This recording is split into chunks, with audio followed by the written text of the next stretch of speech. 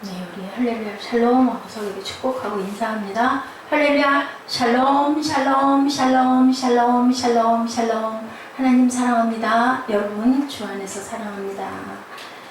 네, 오늘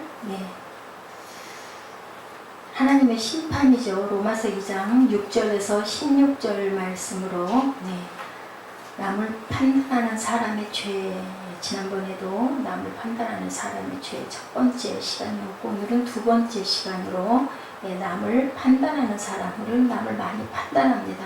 정죄하고 비판하죠. 우리가 보기에 나는 좀 아닌 것 같은데 어째 저렇게 잘못하고 어떻게 저렇게 거짓말을 하고 어떻게 저렇게 못되게 굴까 해가지고 항상 비판해요. 나는 거기서 예외가 되고, 그런데 하나님께서는 큰 죄나 작은 죄나 마음 중심을 보신다라는 부분을 오늘 본문 내용에서 말씀하고 계십니다. 남을 정죄하고 비판하는 사람의 특징은, 일반적으로 다른 사람을 비판하는 사람들의 문제는 자신의 허물과 약점에 대해서는 관대하고 예민하지 못하는데 타인의 허물과 약점에 대해서는 매우 엄격하고 예민하다는 것이 문제다. 이것이 남을 판단하는 사람의 특징들이다라고 합니다. 저도 돌이켜보니까 엄청 많이 판단하고 비판을 했던 것 같아요. 왜냐하면 내가 보기엔 그게 성경적이지 않고 옳지가 않으니까, 못되고 앞에서 이 말하고 뒤에선 또 흉보고 앞에선 좋은 척하고 이중적으로 쓰는 그런 것들을 너무 잘 알다 보니까 그게 아주 그 자체가 밉고 싫어서 많이 판단을 하고 남에게 그 부분을 가지고 헐뜯고 그리고 정죄했던 그런 생각이 납니다. 그런데 너는 어떻게 했느냐 인 거죠. 나는 적어도 그렇지 않은데, 그런데 또 다른 죄를 우리는 또 색깔이 다르게 각자 다 가지고 있다라는 말씀을 오늘 본문에서 말씀하고 있습니다. 다른 사람을 비판하는 그 사람이 자기를 비판했던 그런 죄를 자신이 똑같이 짓는다. 색깔은 조금 다르지만 그 부분이 아니어도 다른 부분으로 우리는 약점을 갖고 있죠. 장점이 있다면 또 약점이 있습니다. 그래서 그것은 내가 그렇지 않다 하더라도 다른 부분으로도 또 그 사람의 장점이 내게는 약점이 될 수도 있다는 걸 우리는 항상 알아야 된다. 그래서 주기도문에 우리가 우리 죄를 사하여 준 것처럼 우리의 죄를 사하여 주옵시고 라고 합니다. 그래서 우리가 남이 잘못했을 때는 먼저 얼른 용서해라. 그래야 하늘에 계신데 하나님도 내 죄를 용서하신다라고 말씀을 하시죠. 현대인들은 죄를 짓고 안 짓고보다는 어떻게 하면 뭐 할까? 상장에서 들키지 않을까? 뭐 그 정도 죄 안 짓는 사람이 어딨어? 털어서 먼지 안 남은 사람이 어딨어? 다만 남보기에만 그냥 딱 그죠? 단정하고 젠틀하면 되지 않겠느냐라는 생각을 하는데, 하나님은 절대로 그렇지 않다라는 거죠. 로마서 2장에서 우리에게 하는 질문이, 부자라고 가난한 자보다 낫고 배운 자라고 해서 못 배운 자보다 나을 수 없다. 그죠? 지난번에도 한번 제가 여러분들과 같이 나눈 것 같은데, 교수라고 해서 학생보다 나으라는 법 없고, 목사라 해서 성도보다 더 믿음이 대단하거나 깨끗하거나 그죠? 죄지지 않은 자가 아니다. 그렇습니다. 로마서 2장 1절이죠. 우리가 성경 읽을 때 함께 같이 막 딱 읽죠. 그러므로 남을 판단하는 사람아, 물론 누구든지 내가 핑계치 못할 것은 남을 판단하는 것으로 내가 너를 정죄함이니 판단하는 내가 같은 일을 행함이라고 2장 1절에서 말씀하고 있습니다. 죄에 있어서 문제는 겉으로 나타나는 것이 무엇이냐가 아니다. 내 속에 무슨 생각을 하느냐가 하나님의 관심이다. 하나님의 심판은 핑계할 수도 비판할 수도 없다라는 거예요. 다 아시기 때문에 우리가 엑스레이를 찍듯이 초음파를 보듯이 속의 것들을 훤히 다 들여다보신다. 꿰뚫어 보신다라는 거죠. 겉으로 죄 짓는 사람보다는 속으로 죄 짓고 있는 사람에게 하나님께서는 더 관심을 가지고 계시고 반응하신다라는 것을 우리가 알아야 된다. 많이 죄를 짓고 어떤 사람은 적게 죄를 짓는데 많고 적고가 중요한 게 아니라 그 모든 자들이 다 죄인이라고 말씀합니다. 큰 죄를 지었던 나는 조그만 죄를 가지고 있던 그것은 다 똑같다. 당신은 무기징역이고 당신은 10년이고 당신은 6년이고 당신은 집행유예고 1년이고 6개월이고 이게 중요하지가 않다. 드러난 죄만 가지고 따지지 마라. 세상의 법은 드러난 죄를 판단해요. 속으로 마음으로 생각을 10번 100번 살인을 했든 간음을 했든 그거는 상관하지 않는데, 하나님은 그 부분을 터치하신다라는 거죠. 그렇다면 세상에 의롭다고 살아있을 자가 하나도 없다. 율법을 온전히 지키는 자가 아무도 없다. 예, 죄를 지면 눈을 빼버리고 손을 잘라버리라고 했으면 눈이 붙어있을 사람, 손이 붙어있을 사람은 아무도 없다라는 거죠. 그렇기 때문에 우리는 의롭다 칭함을 받았고, 예수의 피의 보혈로 우리가 의롭다 칭함을 받지 않은 모든 자들은 다 죄인이다. 칭함을 받았어도 항상 우리는 깨닫고 알고 알았으면 어떻게 해라? 행해야 된다는 게 오늘 본문의 중심입니다. 로마서 2장 5절이죠. 다만 내 고집과 회개하지 아니한 마음을 따라 진노의 날 곧 하나님의 의로우신 심판이 나타나는 그날에 이 말 진노를 내게 쌓는도다라고 얘기해요. 심판에 오셨을 때 회개하지 아니하는 마음을 따라 진노의 날에 하나님의 의로우신 심판이 나타나는 그날에 이 말 진노를 내게 쌓는다. 진노라는 게 뭐예요? 화를 내게 쌓는다. 화내심을 내게 쌓는다. 예, 엄마 아빠들이 자식이 말 안 들을 때 막 화가 나요. 자꾸 말 안 들어요. 그러면 화가 쌓여서 나중에는 그 자식을 버릴 수도 있다는 것이 바로 오늘 하나님의 말씀입니다.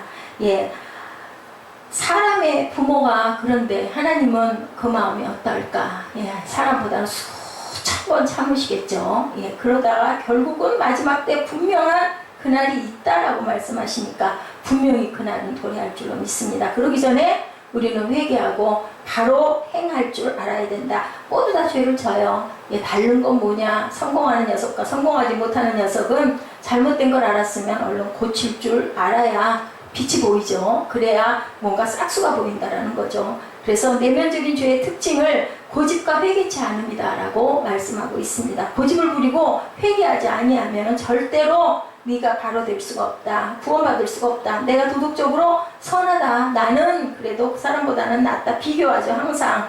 예, 그런데 그것을 틀린 줄 알면서 끝까지 고집하는 사람들 뭐 때문에? 아유, 그러니까 쉬운 얘기로 우리 그 시체말로 쪽팔리니까, 자존이 상하니까. 근데 그게 다 소용이 없다.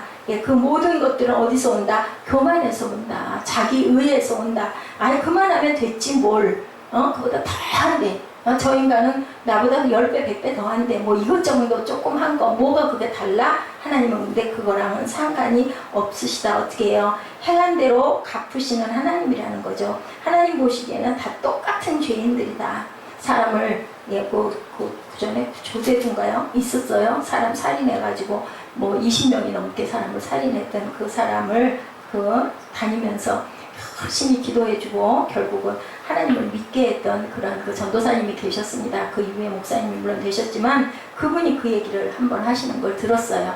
나는 20명이 넘게 사람을 죽였는데 어떻게 제가 죄사함을 받겠습니까? 한두 명도 아니고. 근데 하나님은 숫자가 중요하지 않다. 아무리 많은 죄를 지었든 아무리 작은 죄를 지었든, 예, 결국 회개하면 다 사해 주신다라는 얘기를 할 수 있어서 너무 신이 났다라는 얘기를 들은 적이 있습니다. 맞아요. 우리가 회개할 줄 알아야 되는데 행한 대로 갚으신 하나님이라는 걸 잊지 말아라. 로마서 2장 6절이죠. 하나님께서 각 사람에게 그 행한 대로 보응하시되 하고 말씀합니다. 보응이 뭐예요? 갚아주신다라는 거예요. 각 사람이 행한 대로 갚아주신다. 겉으로 모든 사람이 알게 죄를 짓든 속으로 아무도 모르게 죄를 짓든 하나님이 보시기에는 모두 다 죄인이다. 드러난 죄든 드러나지 않은 죄든 똑같다. 그래서 우리가 마음만 품어도 누구 거를 너무 갖고 싶어하는 그런 탐심만 품어도 도둑질한다. 그죠? 누군가 어떤 여자가 너무 이뻐 보여가지고 마음으로 은근히, 예, 그 좋아하는 마음만 품어도 배우자가 있는 사람인 경우에는 간음이다라고 말씀을 하죠. 하나님의 판단에는 실수나 타협이 절대가 없다. 그래서 하나님은 실수하지 아니하시는 하나님이다. 우리들이 병들어야 병원 가죠. 다쳐야 의사 찾아가죠. 어디가 부러져야 가서 엑스레이를 찍는 것과 마찬가지로, 예, 자기 의에 취해 있는 사람들은 내가 너보다 그래도 나는 의로워 라는 그 생각들이 착각이다. 세상적인 도덕적인 것은 하나님에게는 통하지 않는다라고 말씀합니다. 예, 하나님은 외형이 아닌 뭐를 보시기 때문에, 내면을 보고 계시기 때문에 절대로 포장을 해도 그 속을 꿰뚫어 보신다라는 말씀을 합니다. 그래서 주홍 같을지라도 죄가 눈과 같이 희어질 것이다. 지름같이 붉을지라도 양털같이 된다라고 말씀을 하고 계시죠. 6절 말씀에 그렇게 말씀합니다. 각 사람이 행한 대로 보응하신다. 그래서 절대로 우리는 고집을 부려서는 안 된다. 죄에 있어서는 하나님 앞에 절대로 자복할 줄 알아야 된다. 그래서 천주교에서는 그저 신부님에게 고해 성사를 하러 항상 들립니다. 내가 이러이러한 죄를 지었습니다. 그러면은 대리자가 되셔서 신부님이 그 얘기를 듣고 말씀을 해주시는, 우리는 신교에서는 기도하죠. 잘못됐습니다 하고 회개합니다. 7, 8절에 참고 선을 행하여 영광과 존귀와 썩지 아니함을 구하는 자에게는 뭐를 영생으로 하시고, 오직 당을 지어 진리를 쫓지 아니하고 불의를 쫓는 자에게는 노와 분으로 하시리라.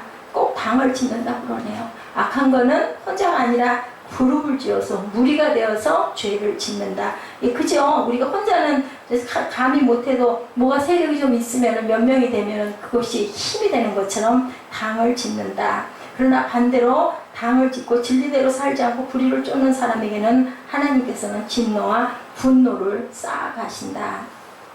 씨는 뿌리는 대로 자라나죠. 팥 심은 데 팥 나고 콩 심은 데 콩이 나는데, 이러한 자들은, 자기 의에 빠진 자들은, 착각하는 자들은 이만하면 괜찮지. 그리고 자존을 내세우는 자들은 콩 심은 데 팥이 날 수도 있어. 팥 심은 데 기적으로 콩이 날 수도 있어 라고 생각을 하는 게 문제다. 다른 사람은 다 망해도 나는 이 정도면 괜찮아. 하나님이 나는 특별히 생각해 주실 거야. 근데요, 저도 생각해 보니까 그런 생각했을 때가 정말 많았던 것 같아요. 이만하면 선하잖아. 이만하면 착하잖아. 하나님이 나는 특별히 보고 계시잖아. 정말 그런 마음이 제 마음속에도 있더라고요.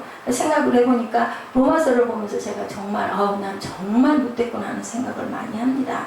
지금도 그래요. 애가 잘못하면 그냥 너무 귀찮고요. 정말 생각하고 싶지가 않고요. 너무 화가 나고요. 그냥 아무것도 생각하고 싶지도 않고 기도도 안 나오고, 얼굴은 찌그러져가지고 그걸 거울로 보면 얼마나 사단의 모습일까, 이게 목살까, 이런 생각을 너무 많이 하는데, 영적으로 바라보면 그래서 아들을 주신 게 아닐까. 그것도 극복을 해야 될 부분이고, 제 성품이 못된 부분들, 급한 부분들, 내 의가 너무 강한 부분들이 너무 많아서 하나님이 정리하고 오라고 이 나이에 아들을 주신 게 아닐까 하는 생각이 듭니다. 특별 대접을 받은 사람들일수록 그렇다고 하네요. 늘 위기가 그들에게 찾아오는데 정말 신학교 가가지고 깜짝 놀랐어요. 제가 그 전까지는 목소리를 내면 다들 동의를 했고, 다들 경청을 했고, 다들 인정을 했는데, 신학교 가니까 그게 통하지가 않더라고요.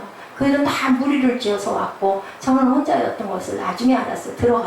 들어갈 때는 아무것도 모르고 정말 하나님이 보내는 대로 의심 없이 그냥 무조건 거기니까 맞아 하고 뭐 전우좌우 돌아보지도 않고 쫓아 들어가고, 다 나 같은 사람들이 모인 곳인 줄 알았는데 아니더라는 거죠. 다들 그죠? 교회면 교회, 아니면 어떤 그 선교하는 곳이면 곳에서 다 이렇게 모였던 사람들이, 엄청 많은 훈련을 받았던 사람들이, 교회에서, 큰 교회, 중대형 교회에서 훈련받은 사람들이 이제는 직분자가 되기 위해서, 또한 전도사 목사가 되기 위해서 목표를 가지고 그 학교에 왔어요. 보니까 저처럼 그냥 불러가지고 성도였던 상태로, 그냥 집사였던 상태로 왔던 사람은 거의 없는 거예요. 교회 학교 선생님이거나, 아니면은 뭐 교구를 맡았던 사람이거나, 아니면은 공부는 하지 않았지만 뭐 거의 전도사 그 생활을 했던 그러한 사람들이 이제는 임명을 받아야 되는 단계로 왔던 사람들 속에서, 저는 정말 하나님께 받은 그 영대로 막 그렇게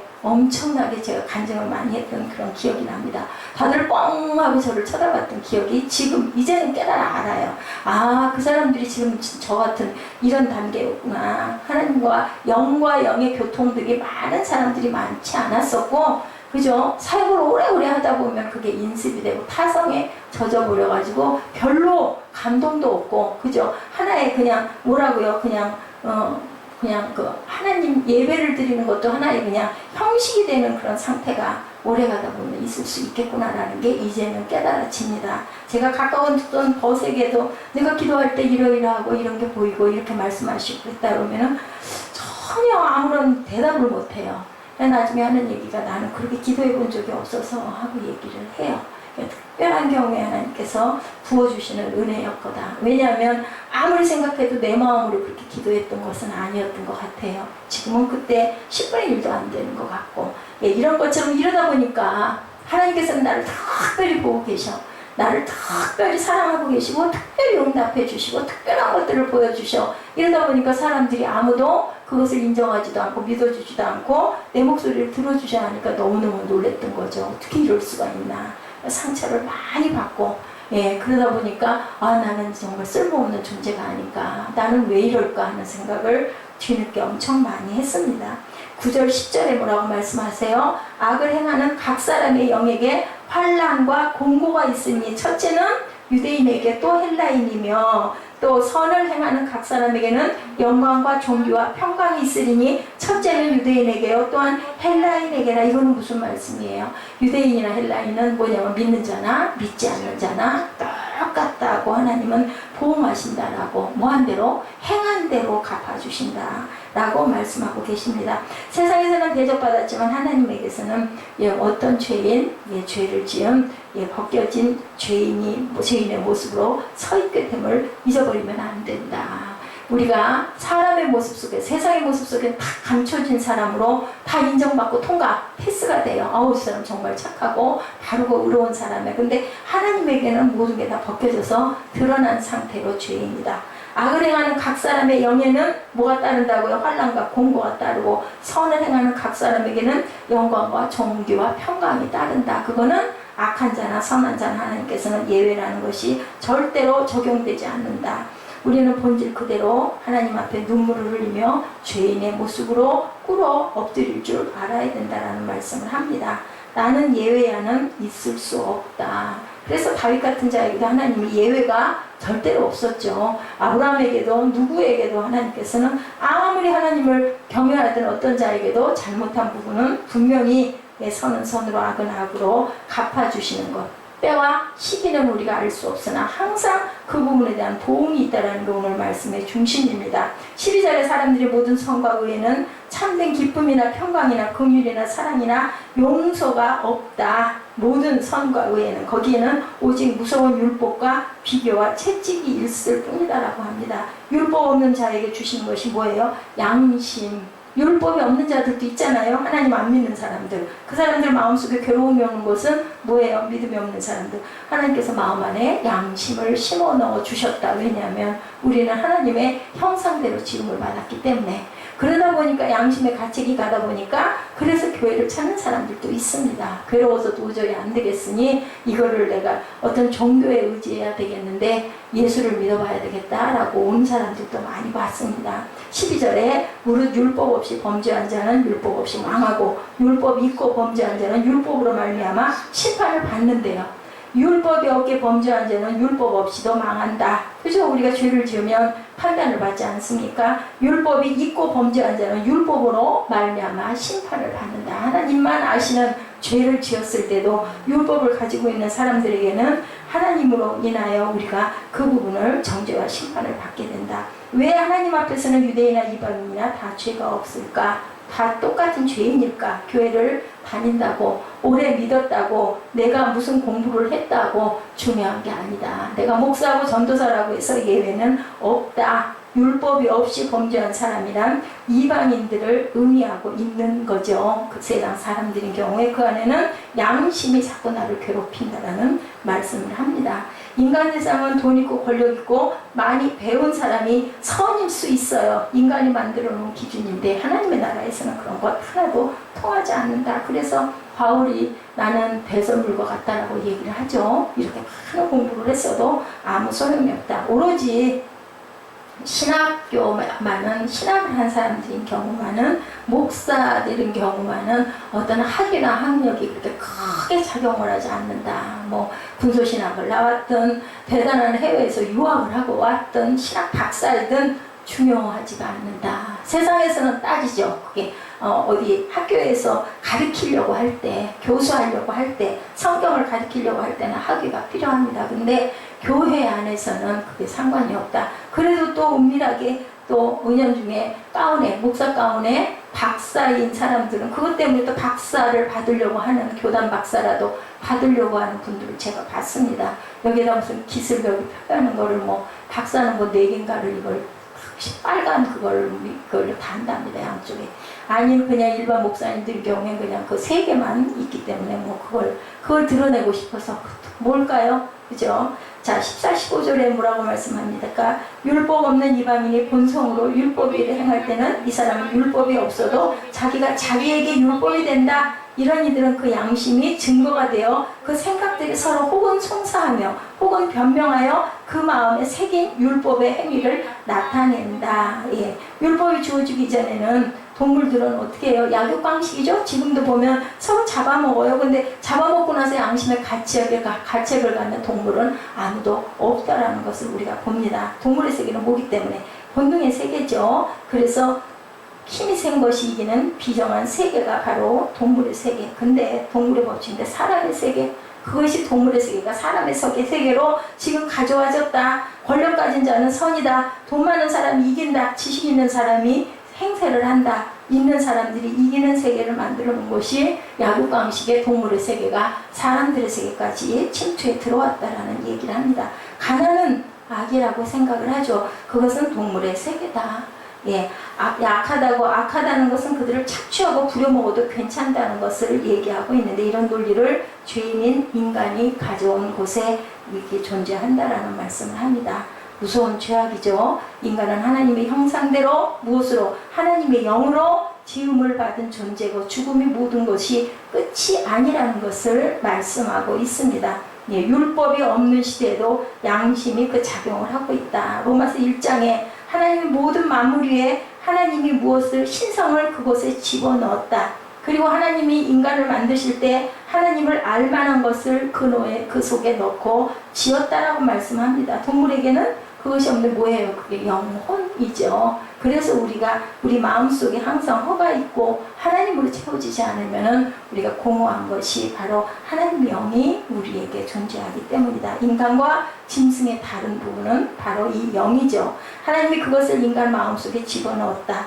인간은 그 마음에 새긴 율법의 행위대로 나타내기 때문에 아무도 뭐 할 수 없다. 핑계할 수 없다. 하나님이 계시기 때문에 인간은 하나님을 그래서 찾게 되어 있다라는 거죠. 그 마음에 새긴 율법의 행위대로 나타나기 때문에, 자, 율법을 들은 자와 율법을 행하는 자, 마지막이죠. 두 번째, 율법이 있는 인간은 죄를 지으면 율법 때문에 망한다. 율법이 말했기 때문이다. 13절에 그것에 대해서 얘기하죠. 13절입니다. 하나님 앞에서는 율법을 듣는 자가 의인이 아니요 오직 율법을 행하는 자라야 의롭다 하심을 얻으리니. 우리 사무엘이 항상 하는 얘기죠. 말로만 하지 말고 행하게 하여 주옵소서. 맞습니다. 여기서 두 가지 사람에 대해서 얘기하죠. 율법이 있는 자와 율법을 행하는 자. 듣고 알기만 하는 것은 소용이 없다. 행하라. 자, 그런 자들은 어떻게 해요? 반석 위에 집을 짓는 사람들과 같다. 마태복음 7장 25절에서 27절. 우리가 항상 두고 아주 기뻐하는 그런 구절이기도 합니다. 비가 내리고 창수가 나고 바람이 불어 그 집에 부딪히되 무너지지 아니하나니 이는 주추를 반석 위에 놓은 까닭이요 나의 이 말을 듣고 행하지 아니하는 자는 그 집을 어디에 모래 위에 지은 어리석은 사람 같으리니 비가 내리고 창수가 나고 바람이 불어 그 집에 부딪힘에 무너짐이 심하다라고 이렇게 말씀합니다. 우리는 그래서 항상 어떻게 해요? 예, 누구든지 이 말을 듣고 행하는 자는 그 집을 반석 위에 지은 지혜로운 사람 같다라고 마태복음 7장 24절에 딱 전제를 하고 말씀을 합니다. 그래서 비가 내리고 창수가 나고 바람이 불어도 절대로 무너지지 않는다. 무중심으로 하나님 말씀을 우리가 깨달아 알았으면 말씀을 행하는 자로 살아가라 라고 말씀하고 계신다는 것을 우리가 잊지 말아야 되겠습니다. 16절이 결론이죠. 은밀한 것을 심판하시는 날이 바로 무슨 날? 진노의 날이다. 16절입니다. 우리 함께 합독합니다. 곧 내 복음의 이른 바와 같이 하나님이 예수 그리스도로 말미암아 사람들의 은밀한 것을 심판하시는 그날이라. 바로 그날이 언제일까요? 그죠? 심판하는 날. 드러난 것 가지고 절대로 하나님께서는 판단하지 아니하시고 어떤 것을 가지고 은밀한 것을 심판하시는 날이 바로 진노의 날이다. 그래서 우리가 내면에 있는 그 모든 죄성들을 비울 줄 알아야 된다. 그건 뭐예요? 회개밖에는 없죠. 자, 도덕적으로 선하다고 절대로 안심하지 말아라. 네 속에 뭐가 있느냐라고 물어보시죠. 겉으로 드러난 것을 보지 않으시고 중심을 보신다라는 거예요. 평소에 나는 이만하면 의로워라는 사람들이 더 아주 위험한 사람들이다. 재판정에는 죄의 무게가 다를 수 있지만 하나님의 나라에는 똑같은 죄인들이라는 것을 말씀합니다. 그래서 바울이 오호라라는 공고한 자로다. 사망의 늪에서 그늘에서 누가 나를 건져내라고 말씀하죠. 내가 선을 행하고 싶지만 선을 행하지 않고 도리어 뭐를 행하는 것은 악이구나. 내가 이것을 어떻게 하면 좋을까? 한탄을 하고 탄식을 합니다. 난 정말 그러고 싶은데 내 마음에서 그런 것을 하고 싶은데 내 마음 안에 있는 이 악을 도대체 어떻게 해결할까라고 고백을 하는데 이 고백이 저와 여러분의 고백이 되어야 할 줄로 믿습니다. 누가 누구를 절대로 정죄하지 말아라. 우리는 정죄할 만한 자격이 있는 사람이 아니다. 뭘 할 만한 자격만 있다? 사랑할 만한 자격만 있다. 사랑밖에 난 모른다 그러죠. 사랑해야 그 영혼이 변한다라는 겁니다. 근데 사랑하기 전에 우리 잘못하면 어떻게 해요? 밉잖아요. 눈을 비게 되죠. 그리고 비판하고 판단하게 됩니다. 근데 그것을 그 영혼을 불쌍히 여겨서 사랑할 줄 알아야 된다라는 말씀을 하나님께서는 오늘도 저와 여러분에게 말씀하고 계세요. 우리가 생각하고 있는 것과 반대로 항상 말씀하시는 것이 무엇일까? 저는 생각해 봤습니다. 예, 그것이 내 안에 있는 악이구나 하는 생각을 해요. 내가 내 마음대로 절대로 안 되고 막 화가 나고 분노가 일어나고 절대로 저 사람 저 인간이 잘못했는데 그런 마음이 드는데 기도하면 하나님께서는 그렇게 말씀하시지 않고 불쌍히 여기고 기도하라고 그러시잖아요. 품어주라고 그러시잖아요. 너는 뭐 했니? 너는 어떠니? 너는 뭐 다르니? 항상 그러셨던 것 같아요. 내 뜻과 너무 달랐었어요. 그건 뭘까? 내 안에 있는 오호라 나는 공고한 자로다. 이 사망의 몸에서 누가 나를 건져냈고 누구겠어요? 예수 그리스도밖에 아니시죠. 단 한 분, 그것을 구해주실 분은 예수 그리스도만이 우리 죄를 씻어 깨끗하게 용서해 주신다라는 것.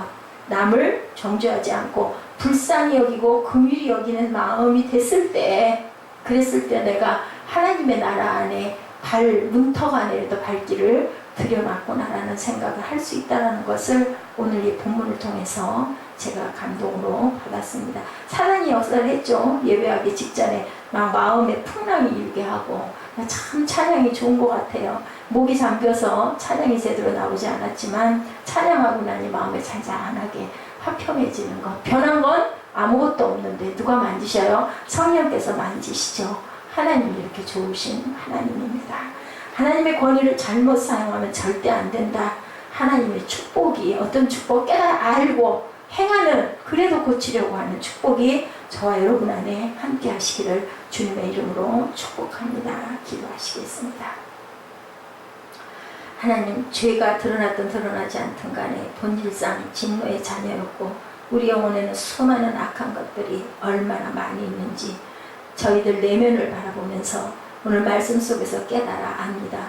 바울이 고백했던 오라 나는 공고한 자로다라는 그 고백이 하나님 바울 사도도 아마 그 마음 때문에 그 깨달음 때문에 그렇게 기도하셨다고 생각합니다. 주님, 사망의 몸에서 우리를 건져낼 사람은 오직 예수 그리스도의 피의 공로밖에 없다라는 것을 깨달아 아는 귀한 순간순간이 우리 인생들이 되게 하여 주옵소서.